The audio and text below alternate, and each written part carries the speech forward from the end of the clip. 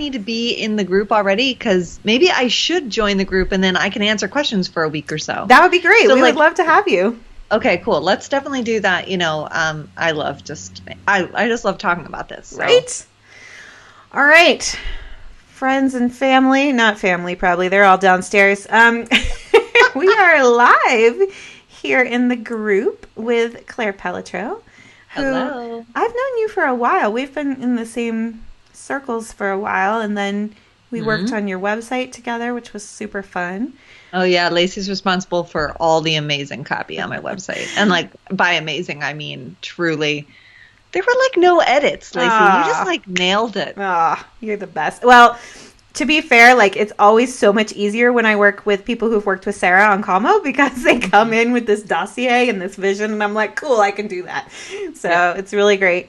We're just chit-chatting here for a second to let people in, and there's people who still want to join the group because I just was mentioning it in my email today. Oh, cool. So, hey, Tanya. Tanya Geisler is here with us. Hi, Tanya. Watching. I haven't talked to Tanya in ages. And we are going to be talking all things Facebook ads today. And Claire was just giving me kind of a preview before in the green room, so to speak. But this is a good time. We didn't plan this to be during quarantine. No, it happened a week before, right? We were talking, and then we were like, oh. Yeah. Now what is our life? Right. And I sent you an email a week ago, are we still good? Yeah. Is everything still good? Yeah. So I'm super glad to have you here. Work hours are cut down, but it is, I'm really glad that I did set up a couple of things like this because it is such a good time right now. It's just I think the sheer fact that people are on their phones more, they seem to be clicking at a higher rate. Not crazy high, but I can totally understand why, you want something to distract you maybe. And also, I think smaller players have left the field. People who are a little bit, it could be a number of reasons. People who weren't seeing a return on investment yet, and they're like, okay, now's not the time. Right. If I'm having to lay people off, I'm not going to spend money on ads. Or, just kind of my particular thing does not work right now. Or this campaign I have running, I can see the stats fall off, so... but in most cases, people's stats are not falling off. They are doing extremely, extremely well. I haven't seen ad costs like this since I started running my own ads in 2014. And that's dog years. Internet years are like dog years. So that's a million years ago. And we're not going to see it again. Right. That's just the truth of it. It's unfortunate, but I don't think, once we might not even see it next month. Right. It's impossible to know, but I just know, even myself, I decided to capitalize on this for my own ads before I was technically ready because I had all these things I wanted to set up for after people opted in. But it just turned out to be the smartest thing for me to get these puppies going. I love it. Okay, so if you're just joining us, what we're going to do is I have some questions for Claire, but if you have questions for Claire, please put them in the chat. She cannot see the chat because of the weird technological stuff we have going on to get us both here, but I will be monitoring the chat and I will be able to ask your questions live. We're going to be here for about an hour, so feel free to put your questions in the chat and I will make sure they get answered. And then she just kindly offered to come be in the group for about a week. If we don't get to you, we can still tag her and say hi and ask our questions. So let's start with sort of the basics. Who should be running ads right now? I know that's a broad question, but...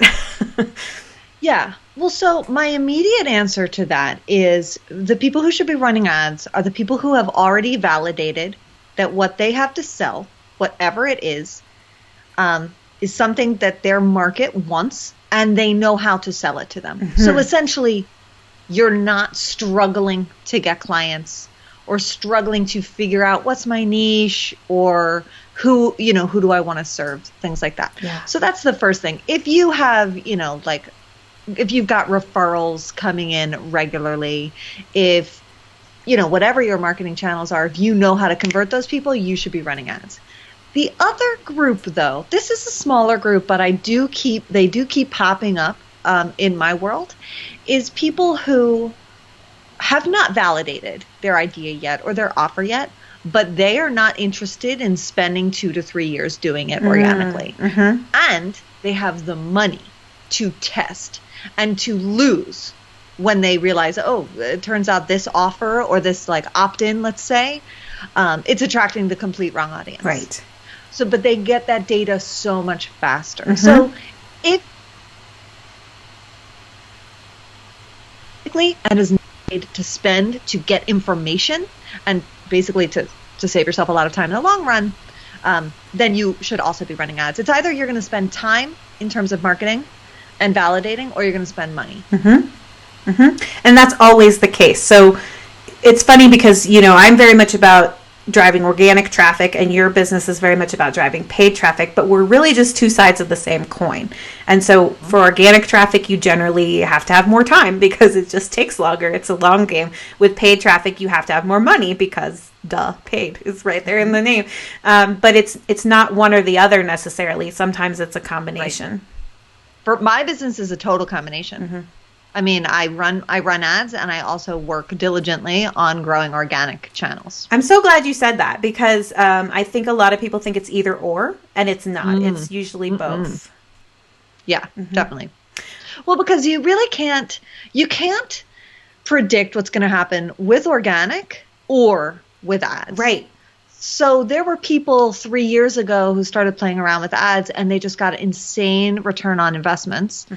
And then they, for the rest of their life or, you know, since then have been chasing that return. Right. But it's different. And then there were the people who did extremely well ranking with Google or on YouTube, and everything has just gone downhill. It doesn't mean it's bad. It doesn't mean they have no more traffic. It's just changed. It's not what they had before. Right. So that's why I'm constantly like, you know, playing around with both sides. Right. I think that's so smart. And if you guys don't know, Claire has an awesome podcast that you should go listen to. It's called the Get Paid Podcast. It's one of my faves. Little fangirling over here. I definitely top of my list of podcasts to listen to. Okay, so we've said who should be running ads, which is those two groups that you mentioned, the people who have validated and know how to sell, and then also the people who want to validate quickly and have the money to spend to do so. What's the next question I want to ask? I guess is, what do you recommend in terms of the types of ads? And when I say that, what I mean is, are you still seeing that it's better to send people, like warm people up first, nurture them with an ad sequence first, and then send them into a funnel? Or because prices are so low right now, can we get away with sending them directly into a funnel? What are you seeing right now? Okay, so I actually, even before the prices changed, and for anyone who just missed the very beginning, basically costs are really low right now to run ads. So time is of the essence. Get them going. But even before that, this strategy of let's warm people up with ads and then put them into some kind of funnel. What has happened is that retargeting on Facebook has changed. And retargeting is like, let's say you show people a video and then you show ads to the people who watch that video. Right. It used to be that when you showed ads to the people who are starting to warm up or the people who have been to your site or engaged with you or something, it used to be the costs were just so low and click-through rates were so high. Well, Facebook was like, we're going to change that. If you want to target these smaller audiences, we're going to make you pay a lot for it. So those retargeting strategies that even I have taught over the years, but I know a lot of people teach, they have started working less and less and less. So my go-to strategy, and it's actually been this way for years, is to grow your audience with ads that do two things. One, they create brand awareness because simply people did not know about you before. Right. But you're also asking for an email. Basically, you're putting opt-in ads in front of people. So you're growing your list and growing your reach at the same time. Then on the back end, like that doesn't mean that it's all over just because you get them to click on and sign up for your list building ad that suddenly they're going to pay you. Right. There's definitely email sales sequences, nurture sequences that are all involved there. But in general, I am where I'm spending my own money is to get people into a funnel that has a pitch within a certain time frame. Great. I like to hear that. That's good to know, though, because at one point that was sort of the prevailing wisdom. Content first, or warm them up first with something else and then send them. So that's good to know that that's shifted significantly. And it doesn't mean that I don't still play with that, because there's a lot of logic to it. Yeah. Right? It's just more expensive than it used to be. Well, it's more expensive. It seems like just even to get those ads, to get impressions on those ads, to get Facebook to even deliver them, it costs you an arm and a leg. So bigger entrepreneurs, people who are spending a ton of money on these, I call them content awareness ads. Right. A video, for example. Tons of money are then typically able to reap results from that because they're creating a huge audience and then just pulling a small bit through. That makes sense. But like for my last launch, which was December, in the months leading up to that, I ran 2 ads to cold audiences. They were both videos. They were both pure value.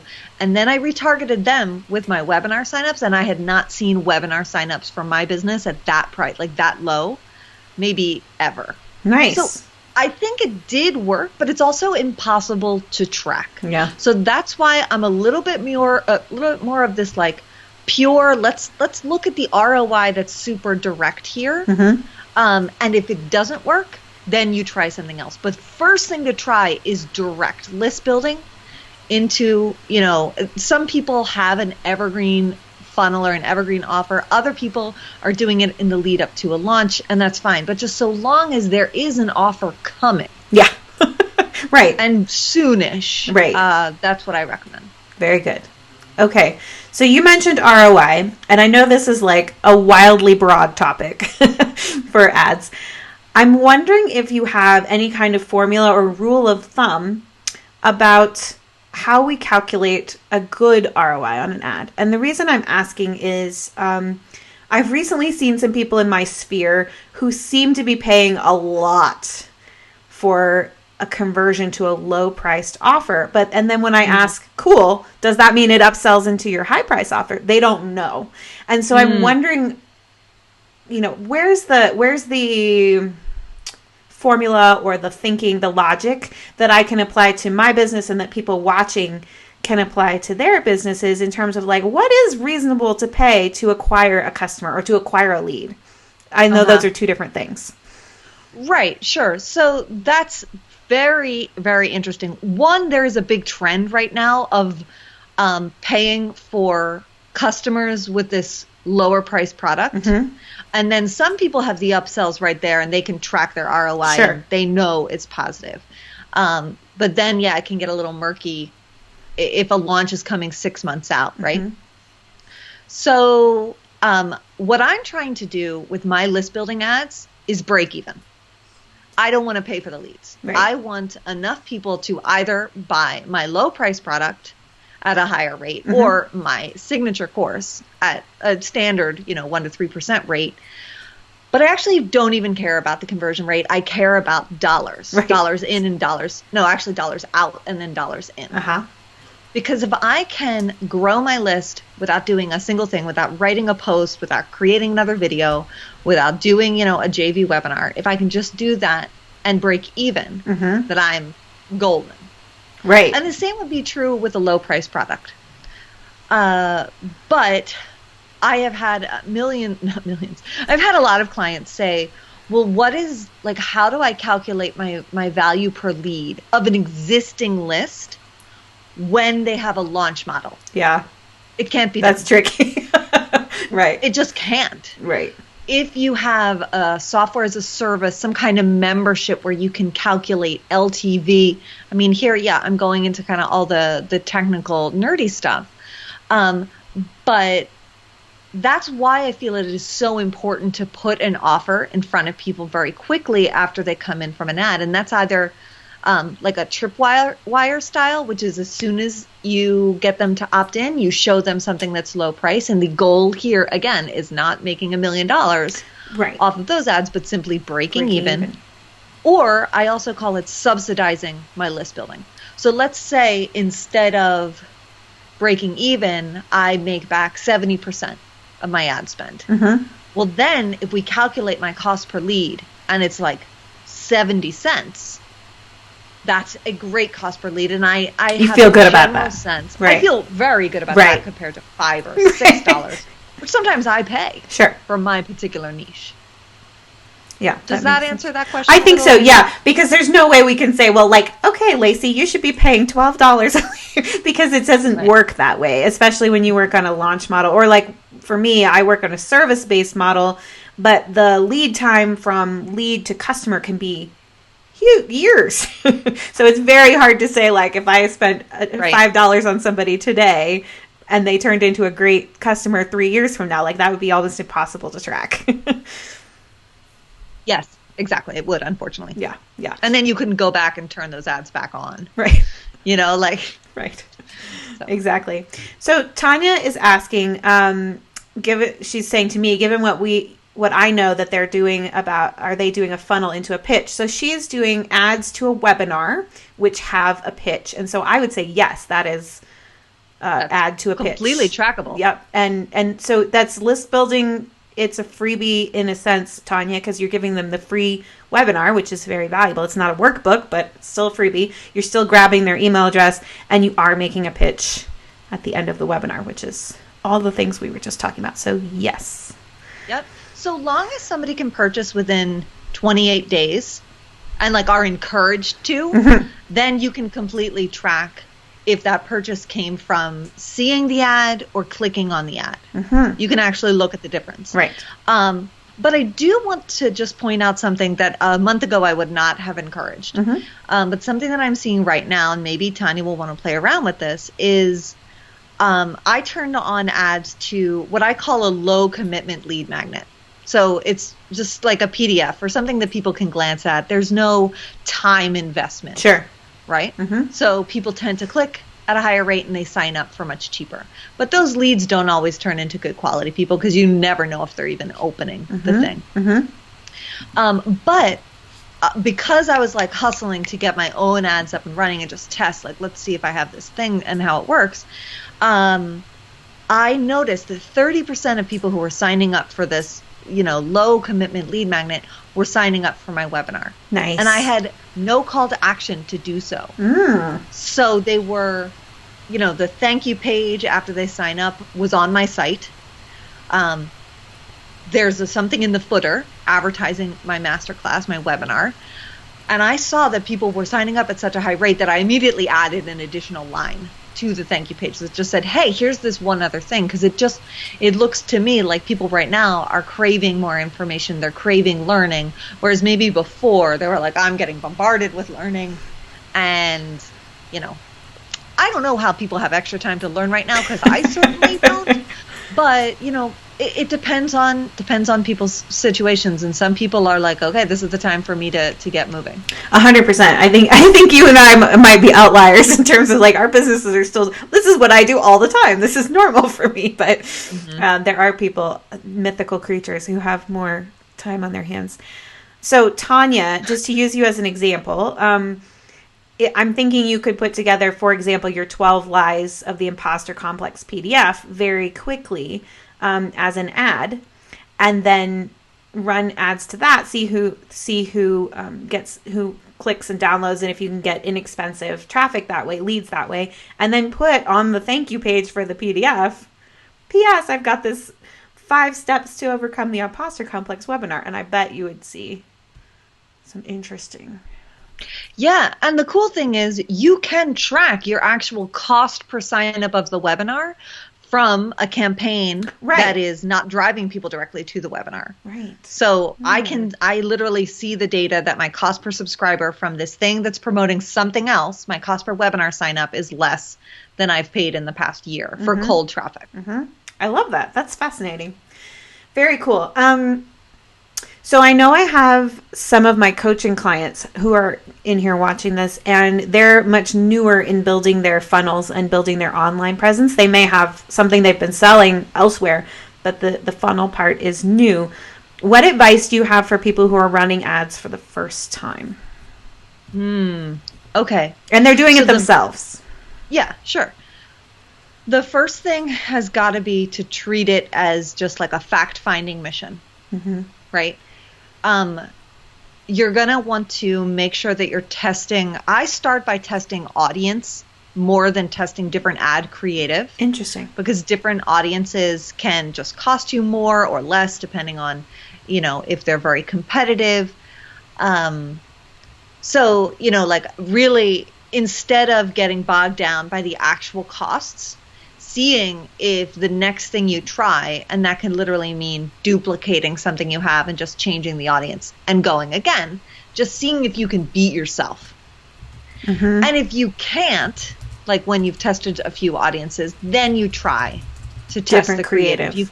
You come at it and not just a little tweak, but I'm talking like a massively different approach. If you're using an image of you in your first round, then come up with an image that, like that where you're not in it, or you're looking like, I have this one client where we thought this would never work, but we always use really great photography, great images of her. And there was this one that it was like from the top, and she's just like on her phone, but there's all the space for us to put a little text, and it's the best performing image. We don't understand why.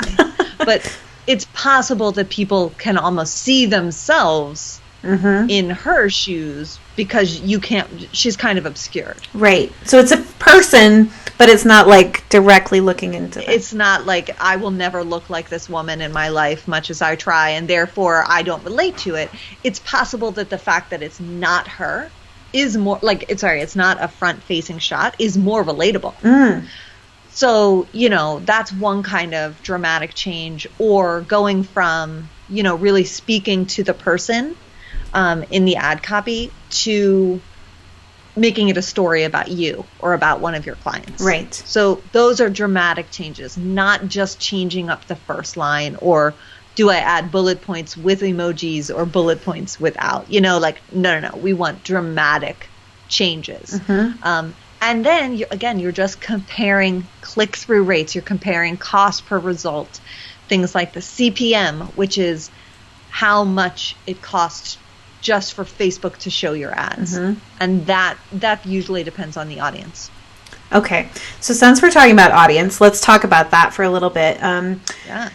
Let's say that a client has a pretty good idea of who their ideal customer is, but they've never tried to go in and build an audience in Ad Manager around that. What do you recommend for somebody? How do they get started with that kind of targeting and figuring out how to find that person? They know who they are. They don't know how to describe it in Facebook land. Sure. Okay, so there are two ways. One is lookalike audiences, and one is interest-based targeting. And I would say if you already have a list of, it needs to be over 100 people in the same country. Okay. So maybe just like subscribers. You upload that list. You tell Facebook, this is a list of my subscribers. I have the right, to upload them here. And then Facebook will go and find an audience that is similar. How similar, we don't really know. Like in what ways, we can guess. Age, location, general behavior on Facebook, things like that. And those tend to work quite well. Okay. And they're also simple, but you have to have that 100-person list, and some Which people... Which is smaller than I thought. I thought it would be higher. Right. So in an ideal world, I would want you to have 100 customers, because that's going to be the highest quality lookalike audience that you can create. Because what if you have been growing a list, but sometimes people's freebies are too good. Yeah. And that brings in lower quality, just, kind of everyone under the sun. I have done that. Been there, done that. Yeah, we all have, It actually makes sense to pay more for leads a lot of the time, just so you don't you're like, oh, I'm getting 60-cent leads, but they're never going to buy. Right. So anyway, that's why using a list of your subscribers, it can be a mixed bag. But if you have a list of your customers, people who have opened their wallets to you, then it is the lookalike audience that Facebook will create based on that is also more likely to be an audience that buys. Higher quality. That's a good distinction. Okay, so that's one. And then interest-based is the other one. Okay, thank you. So that's one. And I tell people, if you can start with lookalike audiences, do it, because There's less guessing. But then the other one is actually how all Facebook ad targeting started. So this is where I actually have the most experience. And it's you can choose age, location, gender if you want. And then under this box called detailed targeting, you can put in their interests. And by interest, we're talking about general things like social media marketing or photography, or you can choose people who are newly engaged, so if you're a wedding photographer, that's going to feel for you. You can choose by job titles. So one of my students was just asking me about how to target college professors, and it was like, oh, it's right in there. But then the downfall of that is that sometimes you don't quite understand. Like also for her, she was targeting people interested in higher education because she thought, okay, people interested in higher education are probably employed as teachers or as professors. Not the case. So if I'm interested in sewing, does that mean I have a business about sewing, or I want to learn about sewing? So sometimes there are these broader interests that can trip you up and end up with you spending your money on the wrong people. Something that's even better than that is what I call precise interests, and those will be organizations, personal brands, publications that attract the audience that you're trying to talk to. Okay. Right? So the most common one, the example everyone uses, is Marie Forleo. Sure. You can target people who are either her fans or are talking about her somewhere. We don't know exactly how Facebook qualifies the interest. Right. But they're probably interested in starting a small business, or they have a small business. Another great one that I see all the time is Brené Brown. Or, some of these blogs about sewing or whatever are huge. Big enough, right. Yeah. Or somebody who teaches professional photographers, or one of these companies that sells tools for professional photographers. That's going to be better quality than simply photography. Because under photography, you're going to have the professionals, and maybe you're trying to reach professional photographers. But you're also going to have the people who are just talking about, iPhone. What is the better camera on the iPhone, right? Yeah.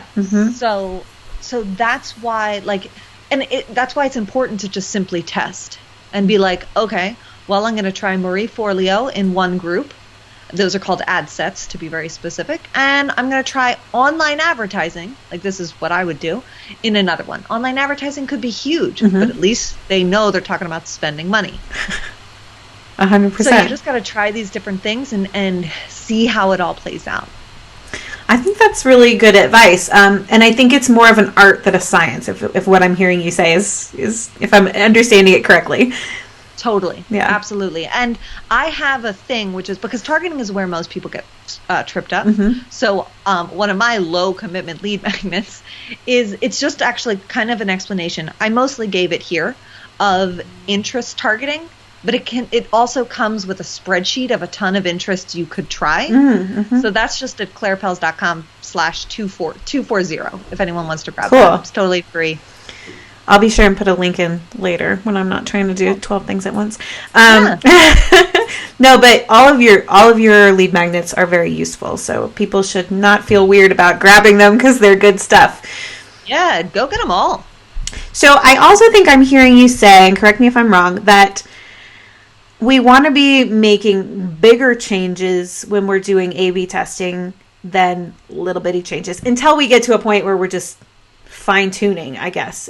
So when we're starting out, it's make the big honking changes, not. And I think you said earlier to change the targeting before you change copy or creative. Is that true? Yeah, I typically test out 4 or 5 audiences before I say this creative is not working.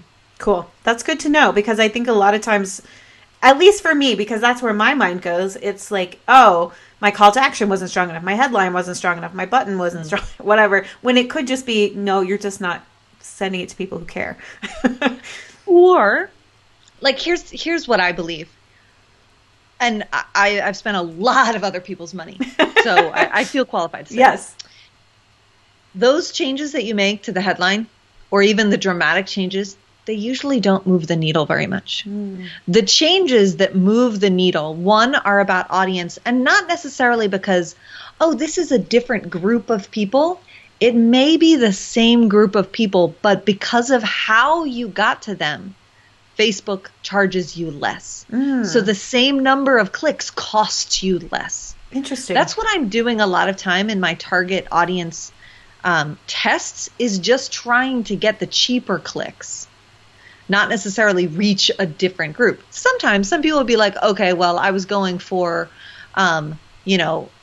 people with no kids because they have tons of time on their hands right now, but that ended up costing me a lot. So maybe I'm going to try something totally different. That's a big change. But a lot of times it's like, all right, I'm trying to go after Marie Forleo's people. But if I target Marie Forleo, that's going to cost me an arm and a leg because everyone and their mother's doing it. Right. If I go about it in a different way, like small business owners or interested in copywriting, like it could be anything, any number of things that can give you a cheaper path essentially to the same people. I like that a lot. Because it also sort of dispels the myth that more expensive leads are better leads necessarily. It's not always true. No. Very good. So when it comes to a whole funnel, so what I'm thinking is like people who are doing a launch, let's say. A lot of my customers and clients work on a launch model. And so how early would you suggest they do the list building part of a launch so that they have time to warm people up and get people ready? And then we might run different ads during the launch to like get people to say yes and buy, but grabbing that cold traffic, how much time do you think is a good rule of thumb between like list building cold traffic to I'm ready to sell you my high ticket thing? So I would say about 2 to 3 months.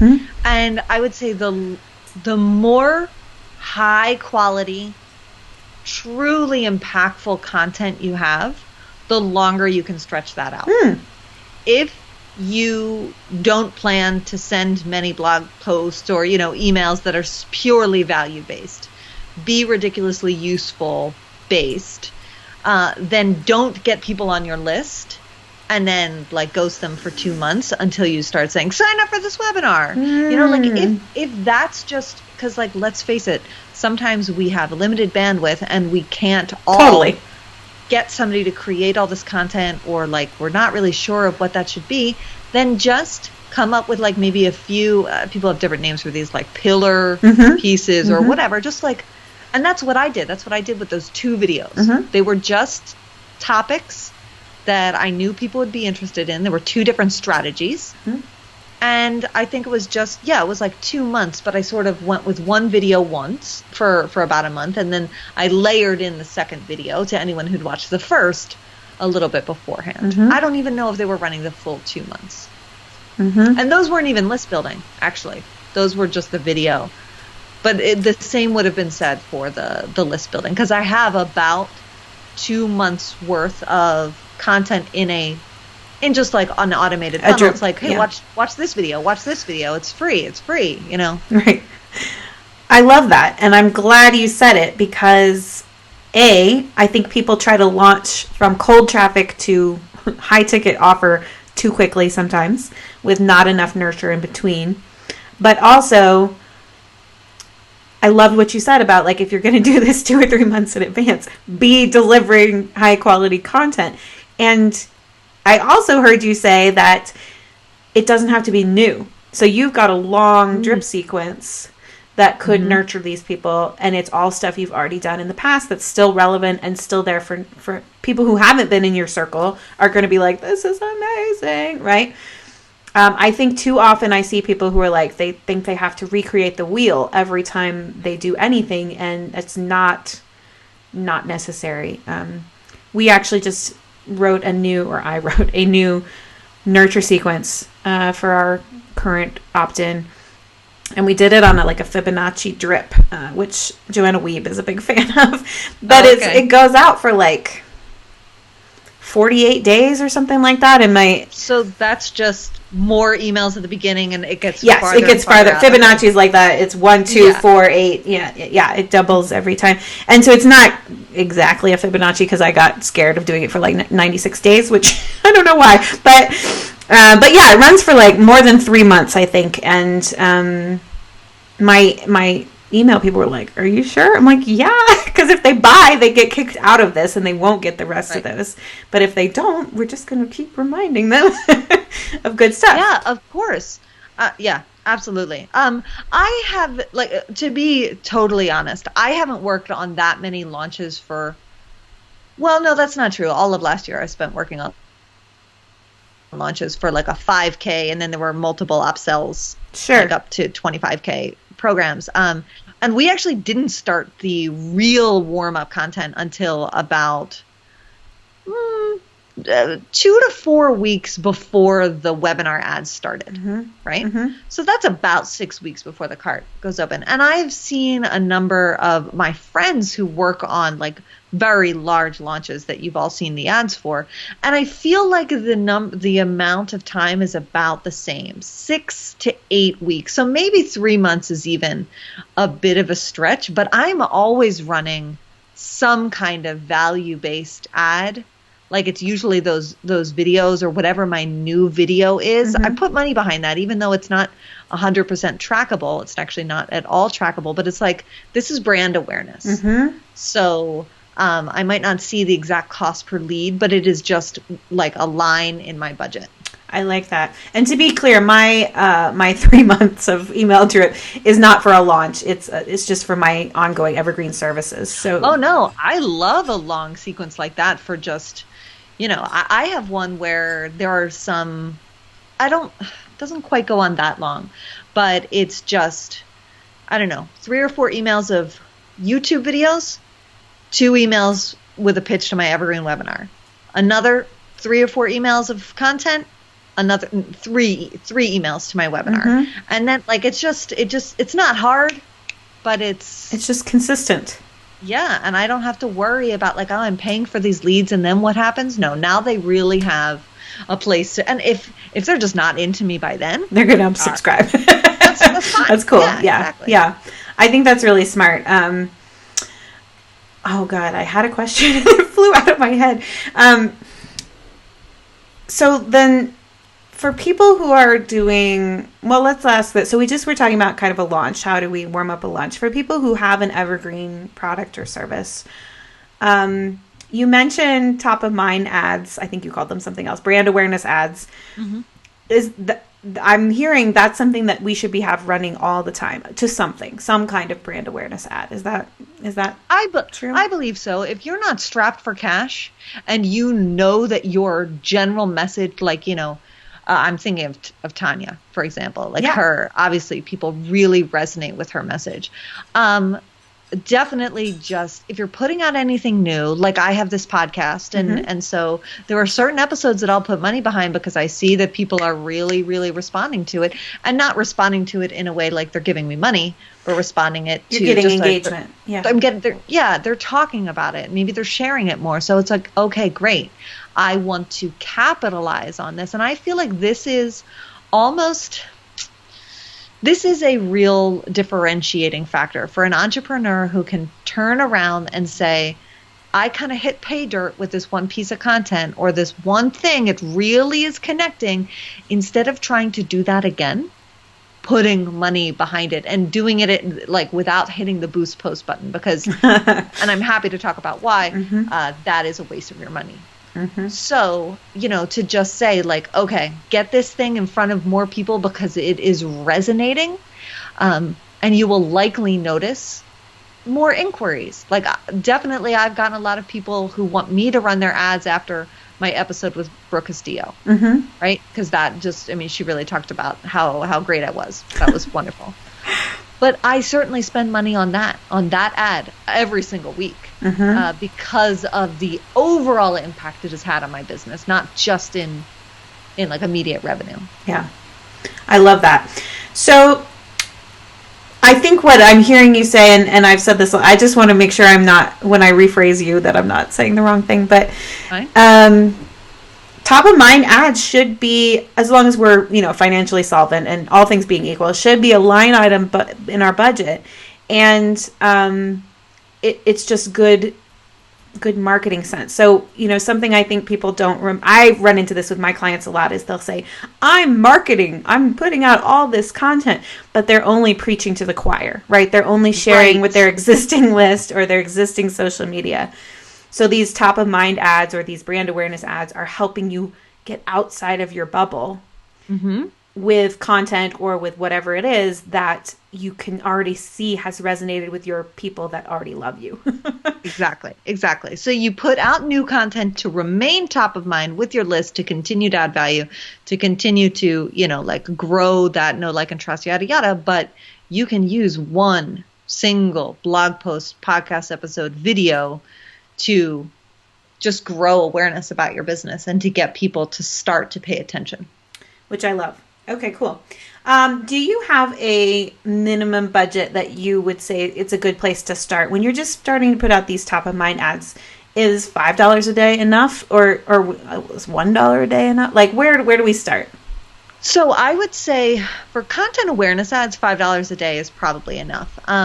What happens is when you're getting into conversion ads, which means they're converting for something for free or paid, you need to be spending enough to get enough conversions for Facebook to really learn about who is converting. And that is called, while Facebook is learning, it's called the learning phase. Okay.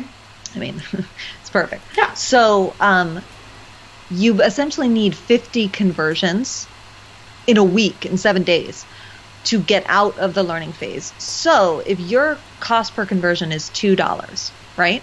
And you spend $10 a day, that means you get 5 a day. 5 times 7 is 35. You're not going to get out of the learning phase if you have $10 a day and $2 leads. If you have more expensive leads, you're going to get even fewer, right? From getting out of there. So that's basically math. Right? How much do you have to spend per day to get yourself to 50 conversions in 7 days? And you will not know what your cost per lead is until you start. Until you do it. Right. So I typically recommend for list building ads to start at least $20 a day, maybe even $30, and then adjust up or down as needed as you see what your cost per lead is. Right. And for anybody, especially like my coaching clients who might be like going $20 a day, remember that it doesn't have to be all year long. Right, it's not forever, and you can also put that tripwire offer to help subsidize them, as she was talking about. So that's like as soon as they hit your thank you page, they get up. But wait, maybe you'd like this, whatever, $7. Tripwire is usually between like $4 to $7, all the way up to maybe like $29 at the high end, but. Mine was selling at $36 for a while. Oh, well, see? You're an outlier, but you're amazing. I did a lot of testing on that. Yeah. I tested the price increase with like what it would be full price and the discount, etc. Very good. I've had luck with a $29 one. So even at that, slightly higher range, it can be done. But that can, like you said, that can help offset the cost there. That's really great information, because I did not know about the 50 leads in a week to get you out of learning mode. And that's per ad set, which could change as they move us all. There's this details, but there is a way right now where you can set the budget at the campaign level. And that wouldn't make sense to only be worrying about 50 leads in an ad set, but at the current time, it's still that way. Okay. So I have a YouTube video on this if you ever just want to look for Claire learning phase on YouTube. You'll learn about that. And it's actually, I'm sorry, it's about daily budget. Okay. And it ends up talking about the learning phase. That makes a lot of sense. So that's really good to know. Let's talk, because we're coming to the end of our hour. I mean, more or less. If anybody's watching and has specific questions, I haven't seen any particularly other than Tanya's earlier on. If you have specific questions for Claire, feel free to pop them in the chat. I am in the comments. I am watching it. But let's talk about that fun little boost post button and why it is not a good use of our budget. Okay, let me ask you this, Lacey. Please do. What is your typical interaction with Facebook ads or Instagram ads? As a consumer or as a business owner? As a consumer. Okay, so I actually run an ad blocker on my computer, so I don't see them. Mm-hmm. I do see them on my phone or on my iPad, and my usual interaction is to say, Brandon must have been looking at car parts again, or whatever it is, because that's what I'm getting targeted for. Because I run an ad blocker and use a non-tracking Google thing, I don't get a lot of ads that are actually targeted to me. They're mostly targeted to my husband. So that's mostly, I don't click on a lot of ads. Okay.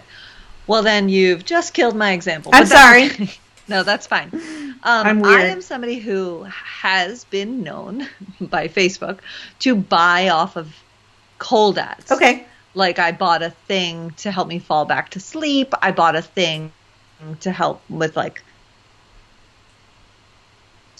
yada yada. Mm-hmm. Facebook knows that I am somebody who will click on an ad and buy at a certain price point. Sure. Okay. They know if you, Lacey, were to be somebody who only clicked on stuff and signed up for free webinars or opt-ins.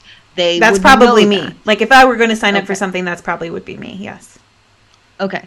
They know that I click on a lot of New Yorker articles, let the page load, read, and come back to Facebook.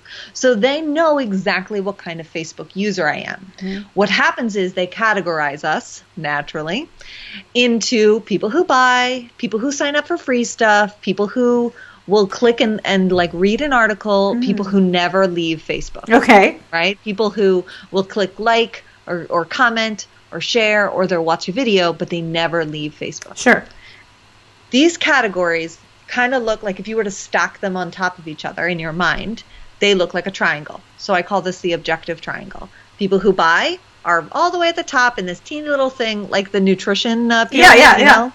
Yeah, well, that's the sweets, chocolate.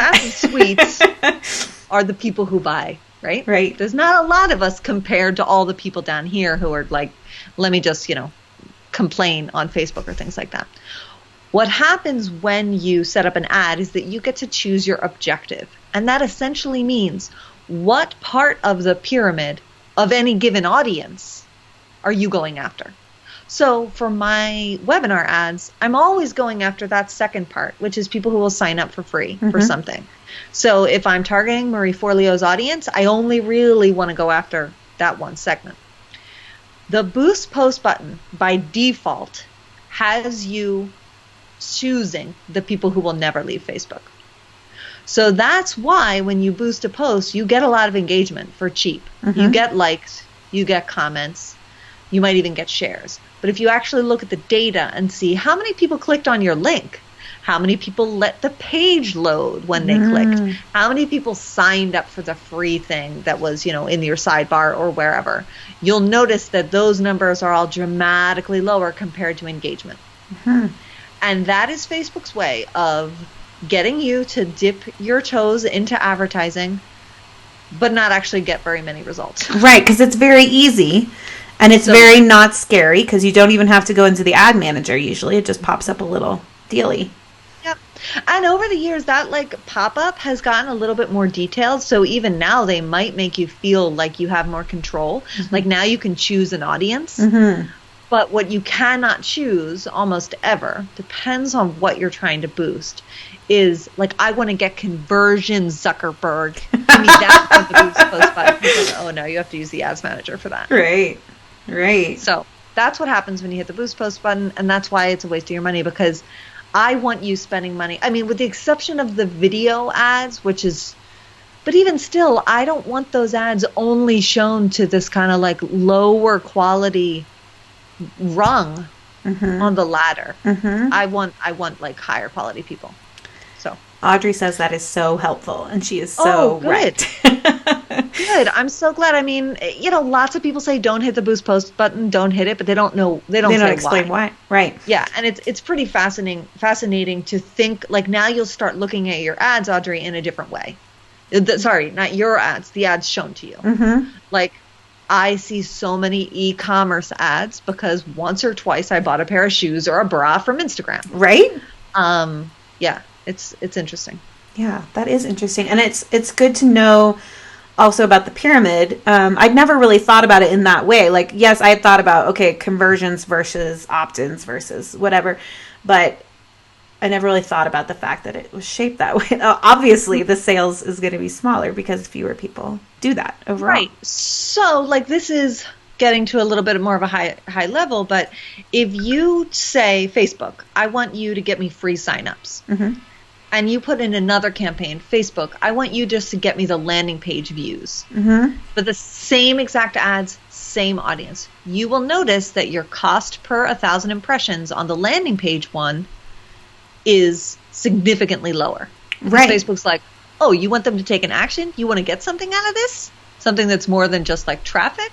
Okay, well, I'm going to charge you an arm and a leg for it. Also because it's competitive. It's based on people targeting the same audience. So, but if you look to see the cost per sign up, even though you're paying more for impressions in the conversions one, your cost per sign up is almost always lower because of the type of user Facebook is showing your ads to. So it seems like it's really important to understand your goal overall with the ad so that you select the right objective and therefore hit the right audience. You need to know your goal and you need to know how to select that in the ads manager. Right. Which is not hard. No, but it's just terminology, right? Yeah. And like that terminology is also confusing because it would seem like, yes, traffic sounds like a good thing, or there's this other one, which is actually lead generation. But that's a different type of ad that I don't really recommend. So just FYI, if you're trying to do a list building campaign for an opt-in, for a webinar, for a challenge, anything that's just send them to a page, they give you email address, they're on your list, choose conversions as your objective. And then not the problem with that, but the next thing on top of that is that you need to have conversion tracking set up correctly. So that means when people land on the thank you page of your opt-in, that's what tells Facebook, oh, this person signed up, this person converted. If you put your conversion tracking on the landing page, Facebook thinks everybody and their mother is signing up here. We can just send this to anybody. And you will get cheap signups, but they will not be real. And if Facebook can't track your conversions, they can't go and find and cherry pick the right people for you. Because then they're getting bad data, and so they're just building their learning off of bad data. Exactly. Yep. Because remember, Facebook knows everything about you. Right. Whether we like it or not. Very cool. So I have two more questions I want to ask. The first one is, how do people start with understanding their metrics and their tracking? So when we go into the ad manager, a lot of that data can feel very overwhelming. Obviously, we're interested in price per conversion, most of us. So that's the number we should be looking for. Are there any other like biggies that you would recommend, like the newbie needs to check out these numbers? Okay, sure. So let's see if I can do this quickly. There are 8 metrics to pay attention to. Great. Number of results, which is going to be like signups, cost per result, CPM, which is your cost per meal, cost just to get your ad shown, click-through rate on the link, not on the ad, click-through rate on the link, number of landing page views, because you'll notice that clicks on a link don't tally. Because there's always they don't let the page load. Is that what you're saying? Yes. Cost per landing page view. So landing page view, cost per landing page view, and that takes me to 6. So I guess the other 2 were link click and cost per link click, so that you can actually see, do I have so much of a drop off? Got it. And if you do, it's probably the placements that you've chosen, or the placements that Facebook has chosen for you. Or it could be just that your page loads real slow. I learned that a couple years ago. Yeah. Real slow. So a lot of people will say like, oh, well, the problem is the ad. But if you're actually looking at your landing page views, number of landing page views, and compare that to the number of results, then you're actually looking at your page conversion rate. Right. And I have a video, actually I think is it 1 video or 3 short ones, that's called Ad Consult or Facebook Ad Triage, which is really just how to look at your results. How to figure it out. So if you search, that's clarepels.com/triage. And that's typically for people who are running ads for other people, but I found that most of my students actually like that video more than what's in my course. Oh, funny. So I've added it. Yeah. Well, I guess I just, really got super specific about all these numbers. And I'm not going to go into each one of them. Yeah. But we're getting an overview. What I do want you to pay attention to is not just like your link click-through rate. But that is a good thing to like compare between two audiences. But your landing page conversion rate, because if you can go from a 15% landing page conversion rate to 30%, you're going to cut your cost per lead in half. Right. And that can often be that can move the needle for you more than like, let me increase my click-through rate from 1 to 1.15. Sure. Right. That's not going to do dramatic things. But if you notice that your landing page is just, it's not converting the people who are getting there to subscribers, then look at your ad and look at your landing page and see what is the disconnect. Mm-hmm. Do people think that they're going over to a blog post? But then they get a landing page. Yep. Mm-hmm. Yeah. Or is there, I mean, like you can usually see pretty quickly when there's like a big disconnect. Like, oh, it looks like it's talking about this, but I'm actually just offering them this. Or maybe even your landing page doesn't have very much copy on it, and so it lacks. It's unclear, or people don't feel like they can trust you. Bad design can kill a conversion rate. Or slow page load, as we said. Slow page load. Yeah. So what I like to do sometimes is when I notice that a landing page isn't converting very well, but the ad has a high click-through rate, take the copy from the ad and put it on the landing page. Mm-hmm.